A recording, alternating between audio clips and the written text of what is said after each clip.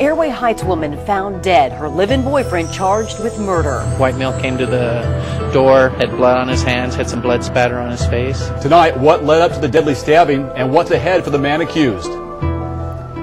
For the first time in a decade, police in Airway Heights are investigating a murder. A woman stabbed to death multiple times. Police say her boyfriend was found with blood on his hands, as you just heard. This all happened at the Rainbow Trailer Park on 12th and Craig in Airway Heights.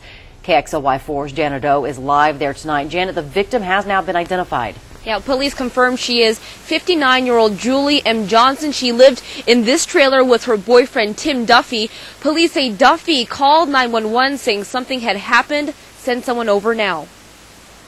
When police first arrived at the house around 7 last night, Tim Duffy simply stated to them she is dead. Officer was knocked on the door. White male came to the door, had blood on his hands, had some blood spatter on his face. Mr. Duffy's been charged with second-degree murder. Tim Duffy made his first court appearance this afternoon, looking rather bored with the formalities. He's being held on a $500,000 bond for his crime. Police say he stabbed Julie Johnson several times inside the trailer they shared. So it looks like it's one of those spur-of-the-moment assaults that just went bad. Friends like Stacy Katie can't understand it. She says there was never a reason to worry something like this could happen.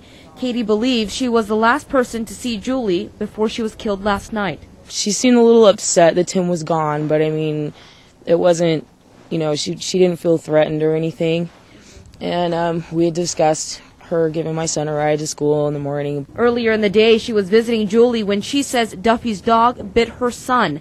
She says the dogs always caused an argument between the two. Julie didn't want the dogs there, and he didn't want to get rid of them. I mean, I think it's kind of silly if this is over a dog. Police did, however, find a large Rottweiler in the bedroom bleeding from a stab wound. It's a bizarre case that also happens to be the first homicide in a decade for Airway Heights police.